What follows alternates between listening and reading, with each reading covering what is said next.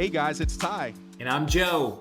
and we want to invite you on a journey of increasing your financial IQ By learning about strategies millionaires and billionaires have been using for decades. Welcome to the Wise Wealth Podcast. Let's get started. Morning, Joe. Welcome. Let's go.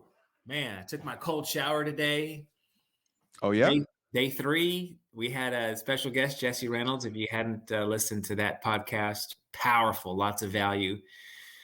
Jesse, he got me drinking the Kool-Aid. He came down and we had a great time on the river. And, that's a great friend. A great friend is not only there for you, you can count on any time, but a great friend makes you better and gets you out of your comfort zone. And, Challenges you. Yeah. Challenges you. And, and he's doing these cold showers now for 3 weeks. There's so many benefits. You can, whether it's blood flow, decrease in anxiety, depression, increase in testosterone, increased dopamine levels.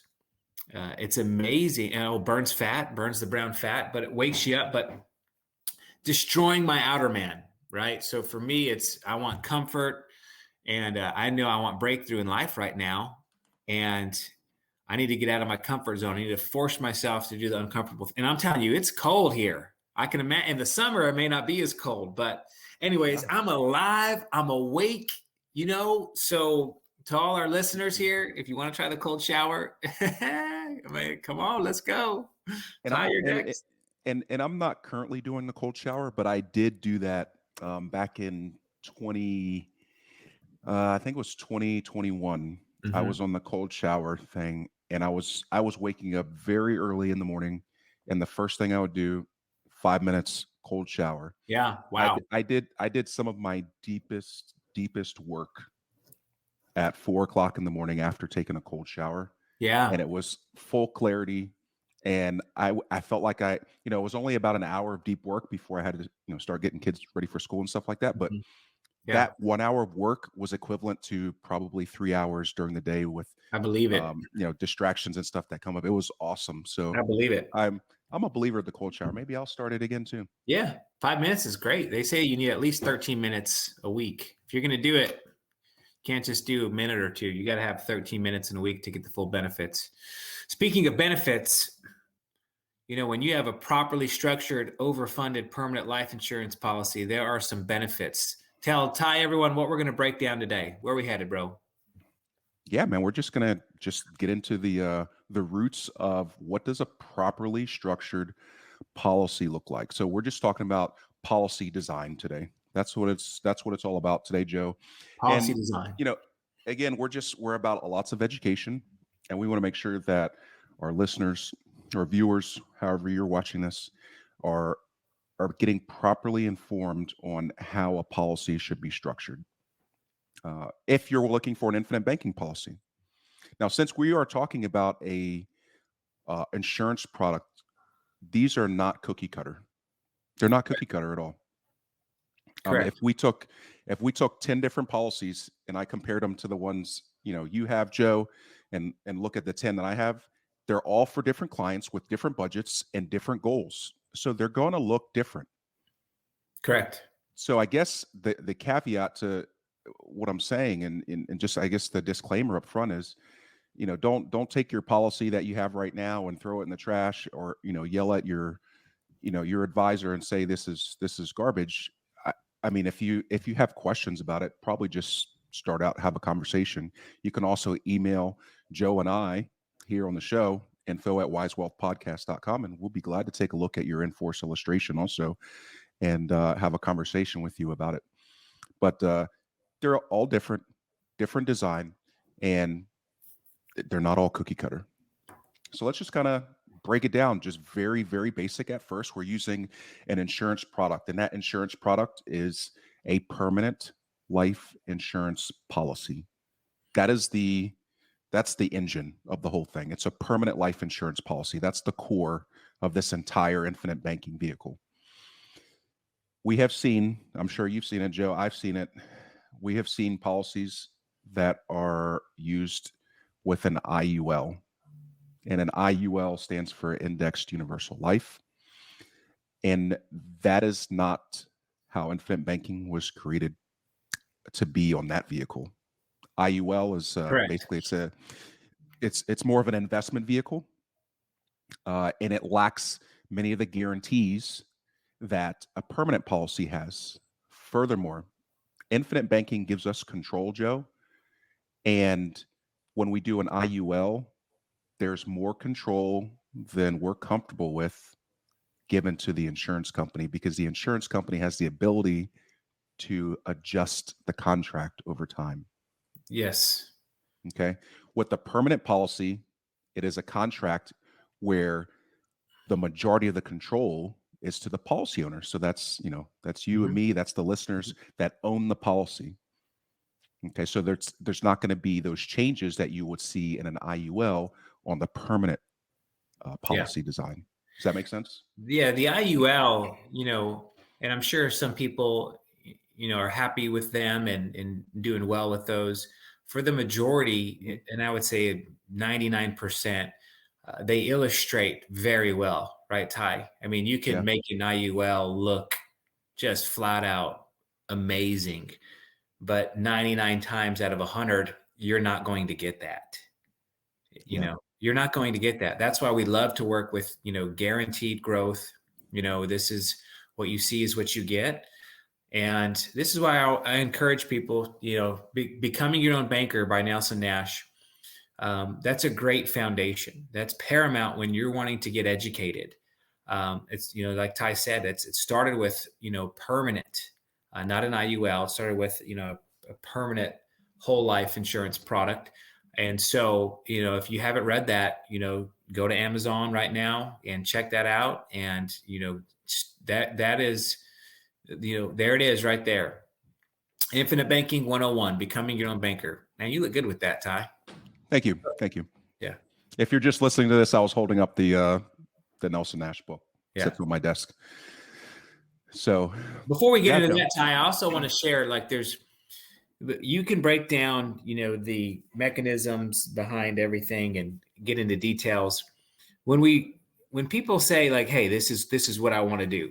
Okay, I'm excited, because it is different from everyone. There's three questions people really need to answer. And one is, how much do your premiums want to be, right? So don't think I Mhm. have to be extreme. I got to be wealthy. Like, I've got to be, no. Like, what works for you? How much do you want your premiums to be, right? How long would you like to make those, And then, is there an initial premium? Do you want to supercharge that? Right now, we're helping someone who's in real estate investing, who, they want to supercharge policy because they want to borrow against it and buy a Yeah. home. Right now, we have a business owner who wants to supercharge it, borrow against it, buy a piece of equipment.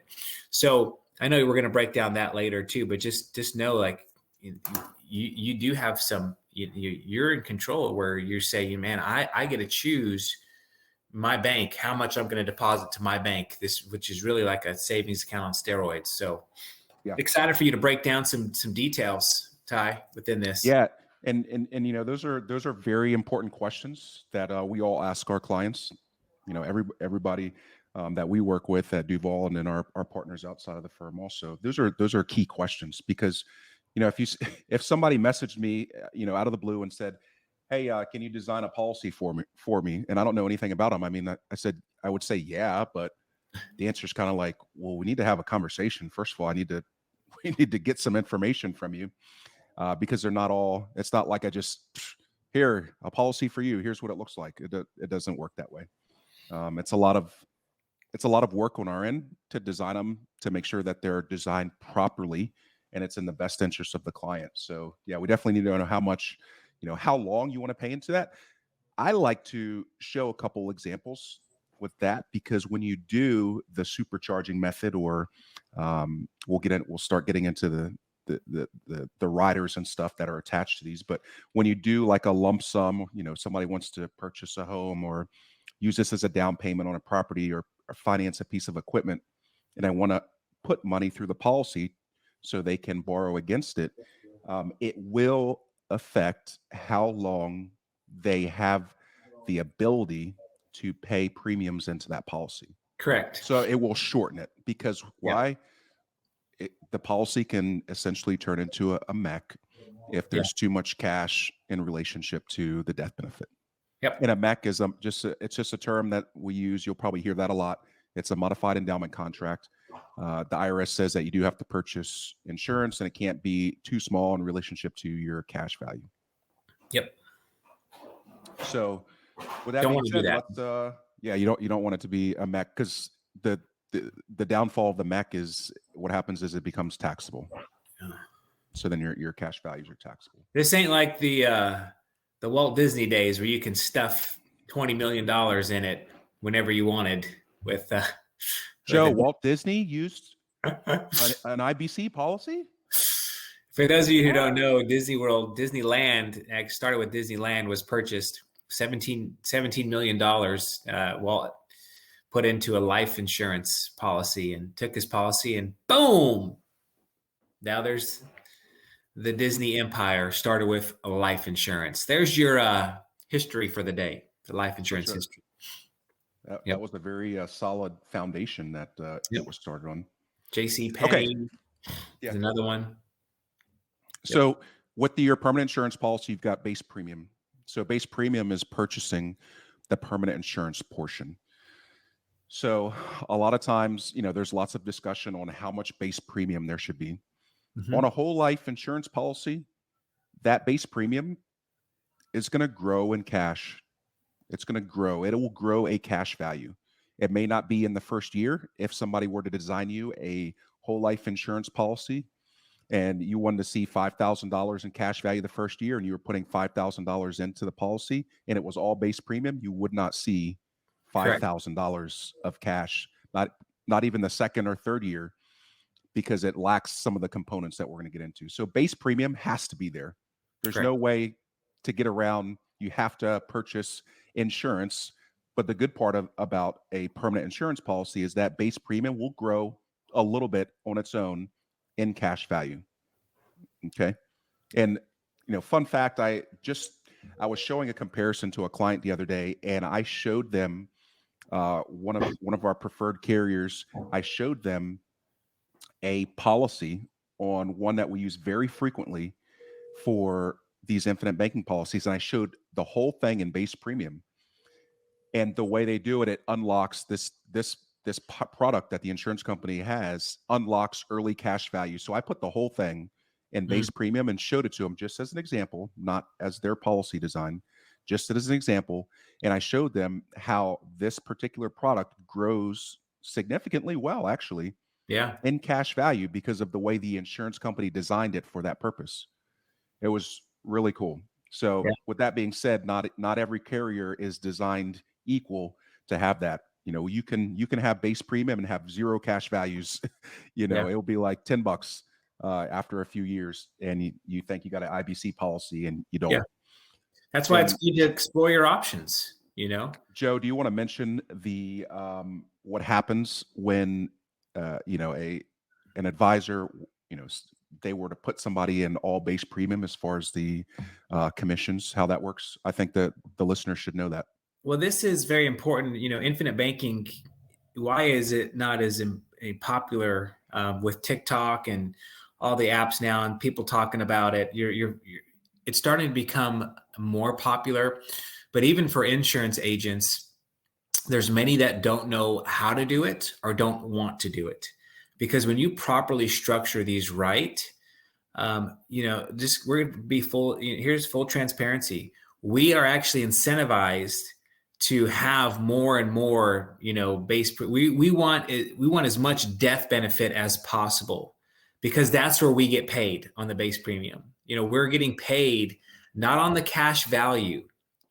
We're not getting paid on the paid up addition. Tiny bit, yeah. We're getting it's correction. We're getting paid a tiny bit. We are getting paid a tiny bit, but the insurance agents, we're getting paid to write that base premium. Okay, and again, there's no way around it. This is a permanent life insurance policy, other than term. where there's a guaranteed death benefit that's going to be paid out someday, Hmm. right? So a portion of that, just imagine two buckets. My hands are up and I'm holding, a portion of that has to go into the death benefit. Okay. And so you're going to have some in cash value, but some has to go to that death benefit. So that's why, Ty, is because insurance agents, for one, they don't know how to do this. Two, they're incentivized not to do it right. Hmm. Just like one of our mentors, he read Becoming Your Own Banker, went to someone he knew and said, "Hey, can you do this for me?" He said, "Sure." All that money, all the cash value that he thought was going to paid up addition wasn't going there. And that agent Yikes. collected a huge check, You're right up front. He collected a huge check, and then he had great solid residuals because he didn't structure it properly. Yeah. So that just just to put it out there, there's some people out there that are designing these improperly, either unintentionally or also intentionally, because they're getting paid higher on the front end. But like you said, Joe, there's no way to get around. You can't not purchase insurance. That's why we're here. Truthfully, none of us would be doing this if we were, we wouldn't Yeah. just be doing it for free. The worker is worth his wages, the Yeah. word says. Well, so you know, the worker is worth his wages, but when you get this set up properly, you are very happy that you connected with someone who knows what they're doing. And 5 years, 10 years, 20 years down the road, your policy is enforced and it's growing and everything is exactly how it was laid out. And additionally, Joe, somebody that is going to teach you not just up to getting your policy enforced, but to continue to either provide Absolutely. content like this or be available to teach you and show you how to use a policy. I'm actually working with a client right now that is they believe they had an infinite banking policy, and they started reaching out to me because I'm putting out lots of content on my social media, on the podcast, and they reached out to me and said, "Hey, can you take a look at my policy?" And I Mm, said, "Sure." So yeah. they're with another company right now. I took a look at it and I just pointed out some things on what I would prefer if they had come to me. Yep. So that client decided to, come to me and get a policy with me. That client did not know a thing about infinite banking, but they have it. They believed they have an infinite banking policy. Wow. Didn't know a thing about it. Was asking me very basic questions, and I was like, "Well, didn't your advisor, your insurance agent, didn't they teach you about this before you signed up?" "No, not really. They just kind of like funneled me into this," and I'm like, Wow. That's just not how we do Yeah. business, Joe. We're all about education and making sure the person understands The and has process. the right mindset for the infinite banking. When we talked about mindset last week, we talked about mindset, because if they don't have the right mindset and they don't have the education, the infinite banking policy, it doesn't matter that they have it. It's just going to go, they're going to end up getting rid of it in 4 or 5 years, and they're not going to get the true benefit of the thing. Yeah. So long story short, this person, when I started looking at their actual policy that they had enforced, did not have the proper policy design, in our opinion, the way we would design it. They had a lot go into the base and have Mm, pretty healthy death benefit, Joe. wow. Pretty healthy death benefit compared to what I designed for him for cash value. Wow. So his policy just got approved, and we're excited to have him Boom. over on Upgrade. the upgrade. Good So job. you got to be careful who you're working with. So you're probably wondering, okay, we've been talking about base premium for like 5 minutes, but what else is there? This is how you design the policy. You have your base premium, and then you have what's called paid up additions. We also call it a flexible paid up rider. And what this is a bolt on. So you have Mhm. your permanent insurance policy. This is a bolt on mechanism that gets added to the insurance policy where you dump cash into. So you have your cash bucket, like you were saying, Joe, and then you have your base premium or your insurance bucket. So there's all different designs, again, based on the person's goals. There's all different designs to this. So typically you want to try to get as much cash as possible for as little death benefit if that fits the client's needs. Okay, if they tell you, Joe, I 100% need to pass on $1 million to my family and that has to be guaranteed to me. Well, if that's what they want, they're going to need a larger base premium to get that policy to get to $1 million. It may not need to be $1 million on the first day, depending on what their longevity and stuff looks like. Yeah. But if they want a guaranteed pass on $1 million, I wouldn't be comfortable giving that person a term rider if they're 20 years Yeah. old and they Yeah. want to pass on $1 million. There's only one way to guarantee, and that's to Yeah. have it in the whole life. That's right. You can bump Exactly. up. You can bump up, and we do this a lot. We could, especially when there's an initial premium, the death benefit, we have to bump that up. And so to do that, we add, the term rider, where they have more term coverage but that doesn't last forever. That could be a 20-year or a 30-year. Helping a client right now and do that, looking to put in a big dump in of to buy a home. And, in order to not mech it, we needed to add additional term coverage to bump up, that to that death benefit to where it didn't mech the policy. So that's not guaranteed. That's not, yeah. And Joe, that term rider, just like you said, that wasn't there because they needed a huge death benefit. That's there it's basically just a tool Correct. to allow that big lump sum of cash to get into the policy and suffice the MEC test. Yes, to where it's not where the growth won't be taxable. Correct. Right. So that's what the PUA or the flexible paid up rider, that's what that looks like. That's where you're putting cash into the policy. And to help everyone, sorry, Ty, I was just going to say, and to help everyone, if they have any fears of, man, I don't want to mech my policy. Listen, you don't have to worry about any of that. When we structure these, we go in beforehand and the computer tells us if it's going to mech or not. And so you have nothing to worry about. Even if you had an extra 5, 10, 20 grand that you're like, man, I want to put this in my policy this month, and I want to really just have maximum cash value.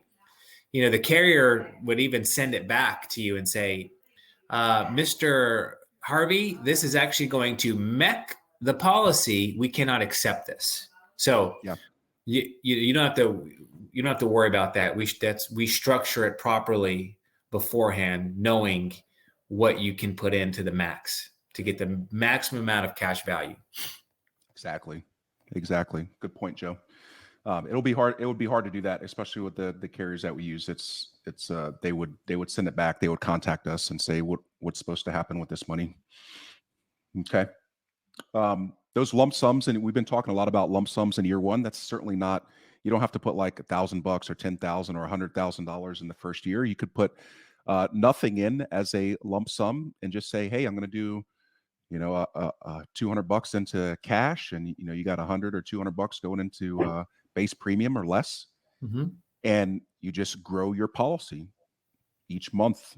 You're just making, I call them funding amounts. I hate, I really hate to say, you're making payments, because once you understand how the infinite banking policy works, there's not a single, I haven't made a single payment on mine. That's right. I'm putting savings aside into our infinite banking policies. It doesn't cost me anything. It's not costing me anything. That's right. I'm getting my compound interest, and there will become a year where my cash value by several times over exceeds the amount that I put into that policy. Yeah. That's great. And that's because how do you see? You got the growth on the policy. You've got dividends that are paid out. So you'll see cash values that exceed the amount of premiums that were put into the policy, that's when the policy starts to become the most efficient. And with that being said, that'll kind of bring us into one of my thoughts, that you have to get over what year one in an infinite banking policy looks like. Correct. Yeah.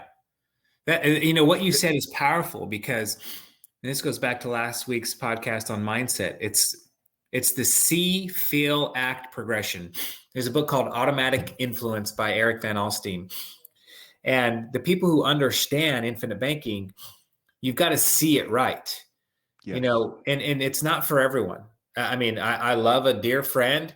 He's probably not listening to this podcast, because when we met, that was his big hang up. He said, man, I'm putting this in year one, and this is all I have access to. Ty, he just didn't see it.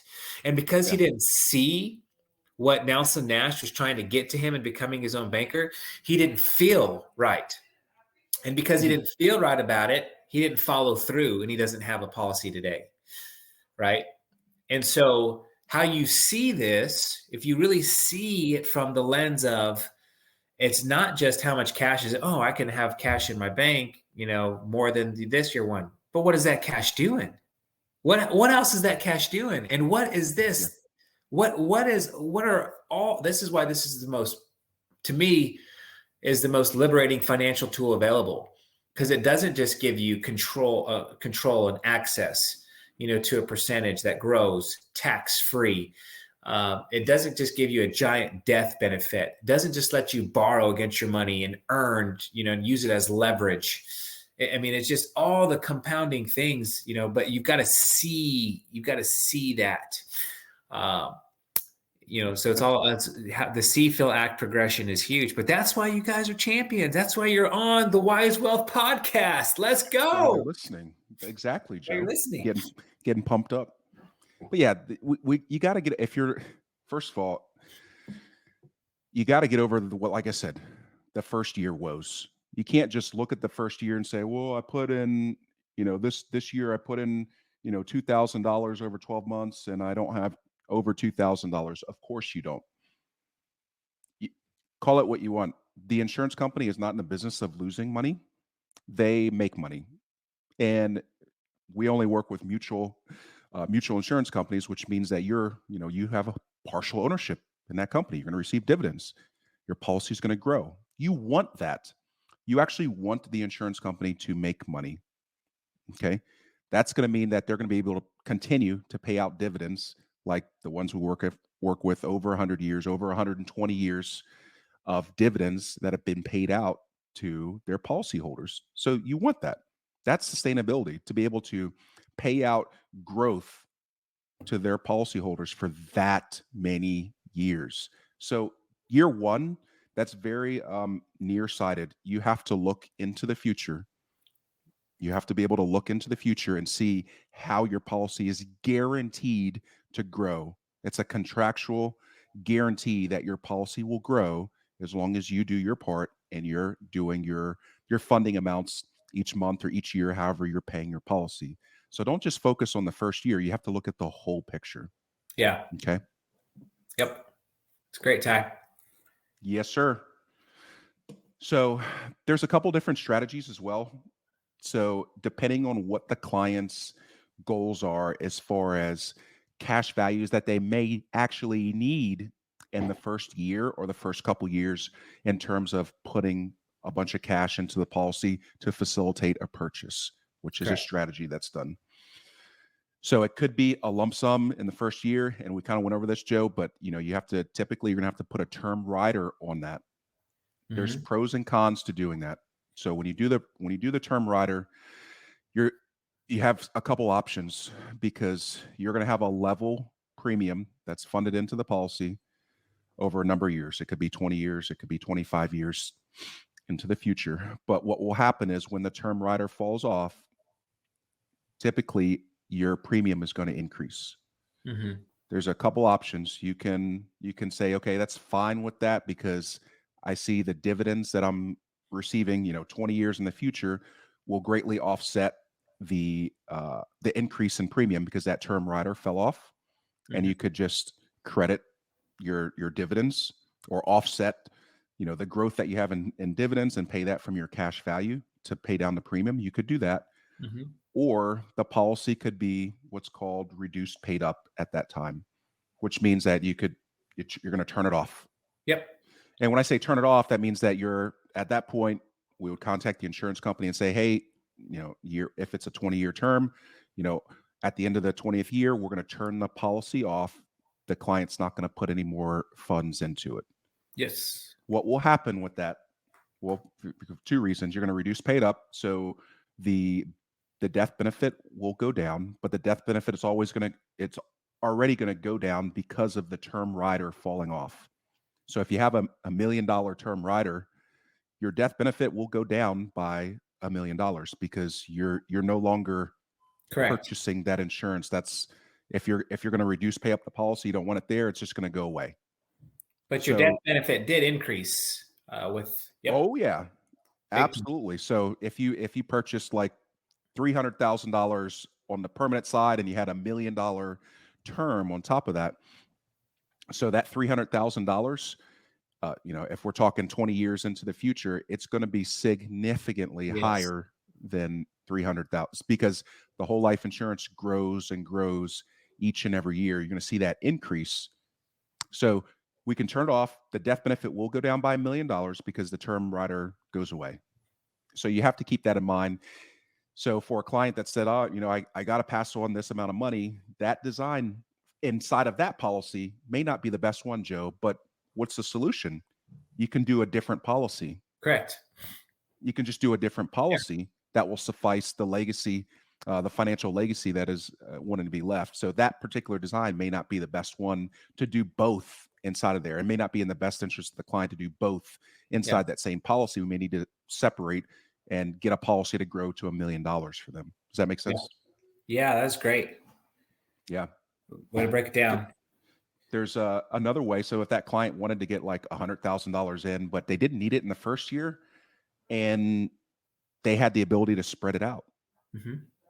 we can get funds into a carrier's fixed account where it will grow Yep. with interest. I couldn't give you a number, between 2 and 5%, somewhere around there. It's going to be in a fixed account. So they can put their $100,000 in, and the insurance company is going to credit their policy each year. So if they said, we can spread this out over 5 years or something like that, and they'll automatically make their funding amounts for them. That's Yep. another possibility. So they can still get the money to grow. It's not going to be sitting in a checking account where they're getting pennies on the dollar for dividends. It'll grow. It'll have decent growth inside a fixed account, and then it'll just get funded to their policy, and it'll be taken care of essentially for the next 5 years or so. Yep. That's great. This is why it's so important to have a free wealth strategy session, a meeting. Will cost you nothing to, we call it what if it.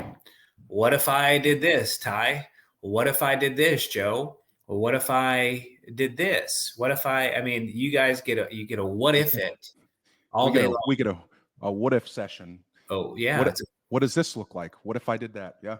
a free what if session. If this is your wheels are turning and you're like me though, I'm an old football coach and I have a whiteboard right here in the office and I need to see it. And so some of you may be hearing this and it makes sense to you. Some of you may, I need to see that. I need to see that on the whiteboard. Well, that's why we'd love to meet with you. So, Ty, Yeah. where else do you want to go? We're coming up to our time here.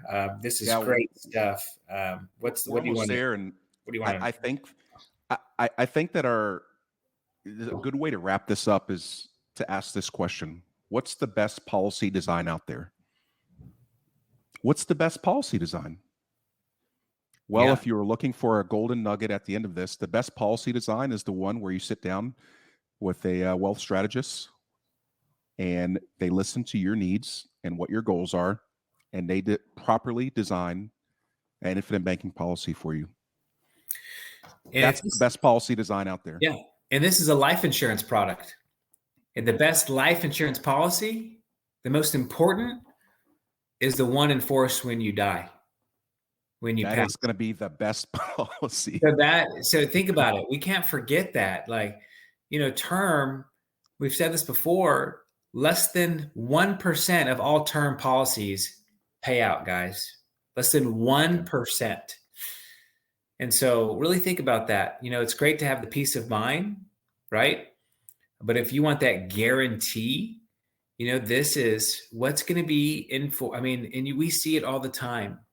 The GoFundMe pages, just heartbreaking. But when you have the 100% assurance that when we pass, and there's 100% rate that we all will one day, Yep. right? We Mhm. are going to leave this legacy. We're going to leave this Yep. legacy. So what's going to be enforced when you die? And everyone we talk to that sees it, they see it. They all say the same thing, Ty. What do they say? Wish I would have started this 20 years ago. Every single person.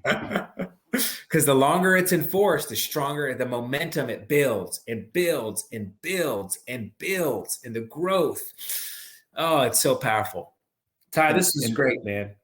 Joe, and I just want to make sure that everybody knows that we do term insurance. Yeah, we do. And term insurance has its place. We do term insurance policies all the time for clients because they have their place. Yep. And it's important, especially if you have a family, you're providing for them, even if you don't have a family. Yeah. Like when I say a family, everybody has a family, but what I'm saying is even if you don't have children that you're providing for, spouse that you're providing for, when you pass away, who is it going to fall on to take care of your burial and take care of, your obligations in your estate? Wouldn't it be nice to at least have something there? A term policy is a very economical way so cheap. to get coverage. You guys would be shocked at how affordable term is. You would be absolutely shocked. We helped a young champion, 26 years old, 30 years. I know every situation's different. 30 years of term, right under $1 million, Ty, I think was less than $300 a year. It was crazy. And he said a year. We're not talking about a month. That was a year. A year. But it's powerful. You're right. I'm not knocking term. It's there. It has its place. I just was with a friend this past weekend, has 4 children. They live in $1 million home. He said he said he just got woke up in the middle, just got so convicted. Like, man, if something were ever happened to me, my wife is not going back to work. And literally that week got $2 million of term coverage. Just to, just said, Lord, if anything happened to me, my house is going to be paid off. My wife is not going back to work. So yeah, it definitely has its place, and very affordable, extremely. Very, very affordable. Especially if you're in your 20s and 30s. If you're in your 20s and 30s, I should be getting a call from you, ASAP. There's no reason. There's no reason that you shouldn't have some type of insurance coverage. You have to. It's really for me. I'm just going to say it. I feel it's very unethical for you to be walking around without insurance, because what is going to happen to your family? Yeah. If you were to pass away untimely, like why would you want to leave them in that situation? Yeah. Especially less than your one month of car payment. It could take care of a term for 30 years. And Joe, the terms that we do, the client gets locked in at their insurance rating, and they can convert their term, a portion of it, yes, they can, to a permanent policy in the future. Yep. The term rider, yeah. No, the like a standalone term. Oh yeah, the standalone term. They can take their, you got a 30-year term for $1 million. You'll be able to convert a portion of that policy to a whole life policy that can go with you forever. Oh yeah, we just helped the client do that, and you said it's not you're getting your most bang for your buck and being efficient. Yeah. So that's great, Ty. I'm so excited. It's a great week. Oh yeah. Great week, and we are officially over how many subscribers now? How many downloads? I forgot to tell you, I just got an email and it said that congratulations, you have 200 downloads. So thank you to all of our listeners. If you're watching, thank you for watching on YouTube. We really appreciate you. So subscribe, share this podcast. We would be honored to get this information in front of more and more people so they can be impacted by an infinite banking policy. I want to give a shout out to my buddy Umair Champion, who listened to our infinite banking versus the 529 college savings plan. That was a good one. Talked to him this week. Joe, I loved your podcast. And now he's getting policies on his children, starting their bank. So, we'd love to help you guys too. Yeah. If you'd love to meet with us, we'd love to hear from you. Any questions? You guys, please email your questions. Ty, tell them where they can email that. That's going to be info@wisewealthpodcast.com. Send us your questions, got comments. We'd love to hear from you. Thank you all, and God bless. See you next week. Peace. If you would like more individual information on infinite banking or retirement account solutions, Joe and Ty would be glad to connect with you individually. Please email us at info@wisewealthpodcast.com, or you may visit us at our website at wisewealthpodcast.com and contact us there.